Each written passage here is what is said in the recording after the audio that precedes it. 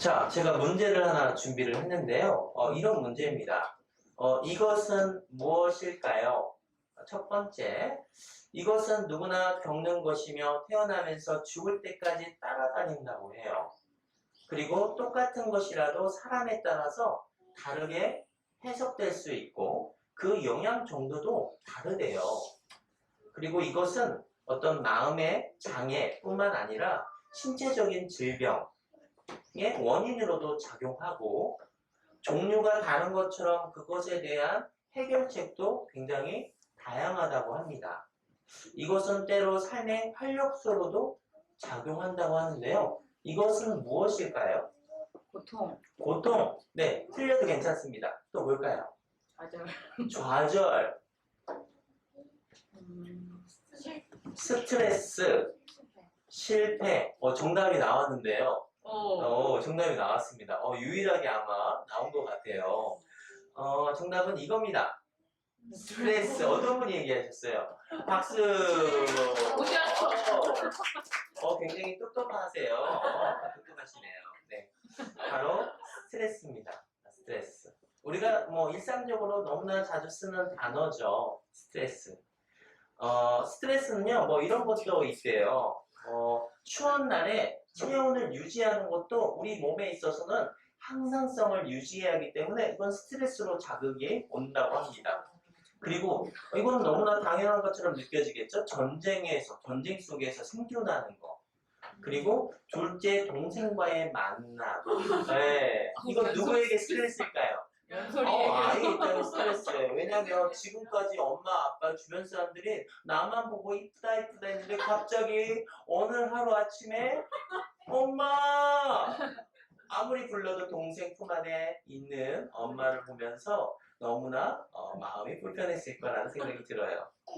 또 어떤 사람은 중대한 시험이 스트레스로 볼 수도 있습니다.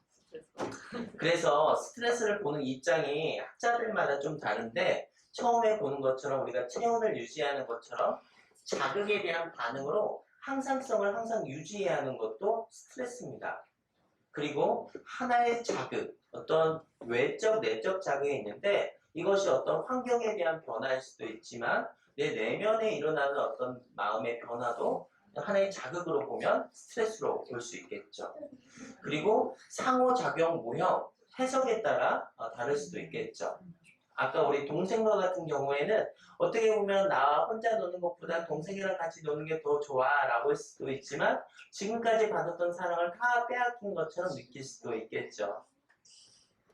그래서 스트레스는 라틴어로 팽팽히 죄다 긴장이라고 이야기를 한다고 해요. 그러면 우리는 언제 스트레스를 느낄까요? 이렇게 본다고 해요. 내가 갖고 있는 자원보다 내가 그 스트레스로 인해서 반응하는 경험이 크면 그것이 스트레스다 라고 보는 거예요. 그러면 특히 이 스트레스에 대해서 이것이 얼마나 나에게 위협적인지에 따라서 우리는 그것에 대해서 더욱더 크게 반응하는 경향이 있다고 하는데요.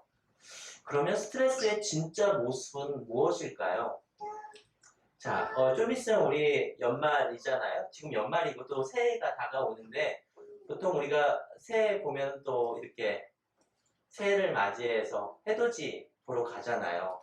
와, 이젠 2020년 오지 않을 것만 같았던 새해가 또 다가오죠. 사람들은 새해를 보기 위해서 이렇게 바닷가 일출을 보러 갑니다. 사람들이 새해를 맞이하기 위해서 일주를 기다리는 수많은 사람들이 이렇게 있어요. 정말 우리는 새해를 보러 갔는데 새해는 보지 못하고 온통 많은 사람들만 함께 보는 경우도 있죠. 그리고 너무나 사람이 많아서 움직일 수도 없고 내가 정말로 보고 해를 보면서 마음을 같이 다잡고 했는데 사람들이 너무 많아서 너무너무 힘든 기억이 많았다고들 얘기해요. 그러다가 새해를 맞이하다가 내 휴대폰 어디 갔지? 휴대폰이 없네? 휴대폰도 분실하는 경험이 있을 수도 있겠죠. 그리고 휴대폰 분실과 찾아온 어떤 야근도 올 수 있어요. 그리고 오랫동안 겨울 난방을 틀다 보니 난방병에 찾아온 감기도 올 수 있죠. 그래서 사실 금방 보여드린 예시처럼 스트레스는요, 우리 일상에서 아주 사소한 일들의 연속이 우리에게는 스트레스로 올 수도 있어요. 그리고 내가 함께하는 그 환경이 어떤가에 따라 영향을 받기도 하죠. 어떤 사람들은 이것이 스트레스다 라고 얘기해요. 사람들 앞에서 말하는 거. 이거 나 스트레스예요. 나는 사람들 앞에서 하는 게 정말 무서워요. 떨려. 이렇게 얘기하는 사람도 있고, 비행기에 탑승하는 것조차 난 너무나 스트레스다. 이렇게 얘기하는 경우도 있고, 운전을 하는 그 순간이 너무나 스트레스다. 마치 우리가 처음 운전을 하는 그때를 생각하면 그런 마음이 들 수도 있겠죠. 그런데 또 누군가에게는 이 세 가지 예시가 스트레스가 아닐 수도 있어요. 저 같은 경우에는 어떨까요? 사람들 앞에서 말하는 것이 스트레스일까요? 아니요. 스트레스지 않고. 아예 두려워하는 사람보다는 상대적으로 좀 스트레스의 정도가 다르겠죠. 그리고 비행기를 탑승하는 비행기 조종사 입장에서는 어떨까요? 이 과정이 너무나 익숙하실 거예요. 그리고 우리 택시 운전하신 분은 운전하는 그 순간이 어떻게 보면 자기의 일상과 관련과 되기 때문에 그렇게 스트레스가 인지하지 않으실 수도 있겠습니다. 그래서 우리가 보는 이 스트레스에 대한 본질은 해석에 따라 다른 모습을 갖고 외부가 아닌 내 내부에서 어떻게 받아들이냐에 따라서 다를 수 있겠죠. 자, 제가 앞에 그림 하나 준비해 봤는데요. 어떻게 보이시나요? 꽃병. 네, 꽃병. 꽃병도 보이시죠? 또 어떤 게 보이세요? 술병. 술병. 최근에 술 좀 드셨나요? 혹시 이런 모습도 보이시나요? 사람의 두 얼굴의 모습도 좀 보이시나요? 보이시나요? 네네. 어떤 분은 꽃병, 술병 이렇게 얘기하시기도 하지만 어떤 분은 두 남자가 마주보고 있습니다. 이렇게 얘기하시기도 해요. 그래서 우리가 어디를 더 주의를 기울이냐에 따라 그것이 술병으로도 보이고 꽃병으로도 보이고 두 남자가 마주보고 있는 모습으로도 보입니다. 그래서 우리가 주의 초점을 기울이는 것을 전경이라는 표현을 심리학에서는 쓰고요. 그 외부의 것은 배경이라고 얘기를 합니다. 그래서 내가 어디에 주의를 기울이느냐, 어텐션을 어디에 초점을 두느냐에 따라서 그것이 달리 보일 수 있어요. 그래서 우리가 그런 스트레스 경험을 갖고 어떻게 해석하냐에 따라서 때로는 신체적인 증상이 마음으로도 올 수 있고 몸으로도 올 수 있겠는데 두 가지 반응이 있을 수 있겠죠? 자극에 대한 반응이니까요. 처음에는 신체 반응, 두 번째는 감정 반응이라고 볼 수 있겠습니다. 오늘 전체 교육의 핵심적인 부분이기도 하는데요. 실제로 우리가 심리적인 상처를 느끼며 단순히 마음의 상처만 있는 것이 아니라 아까 말씀드린 것처럼 신체적인 영역에도 반응을 한다라고 말씀을 드렸습니다. 셀리라는 어떤 심리학자는 스트레스 반응 모델이라고 설명을 드렸는데 예를 들어서 우리가 어떤 사건을 경험하잖아요. 심리적인 외상 또는 그것을 트라우마라고 얘기하는데 내가 그런 사건을 경험하게 되면 세 가지 단계를 거쳐서 심리적인 어떤 상처들이 진행이 되기도 합니다.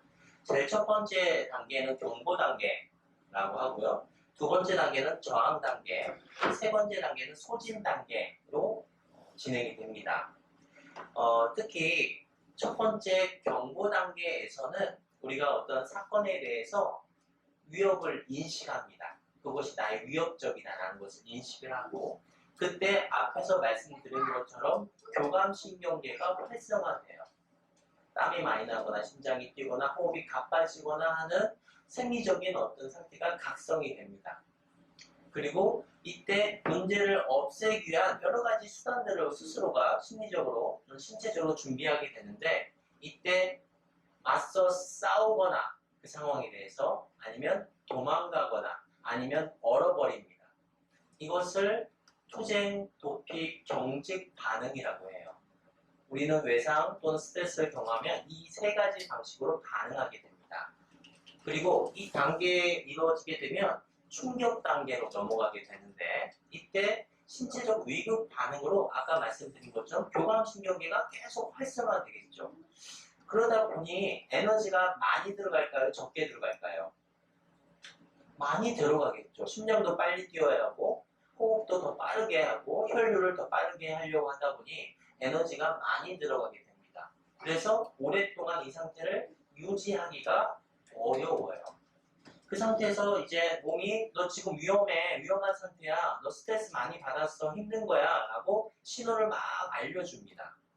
그 상태에서 이제 두 번째 단계인 저항 단계로 올라가게 되면 그때는 스트레스에 대한 저항성은 매우 높은 상태로 올라간 상태이죠. 그래서 그 상태를 유지합니다. 어느 정도 적절히 유지를 하다가 생적 상태도 우리 몸의 현재 상태도 적절하게 유지가 되죠. 그런데 유지가 된다 하더라도 이 스트레스가 오기 전 내가 신체적으로 각성되기 그 이전보다는 매우 높은 상태라서 이때도 많은 에너지가 소모되고 있어서 실제 몸이 아파요.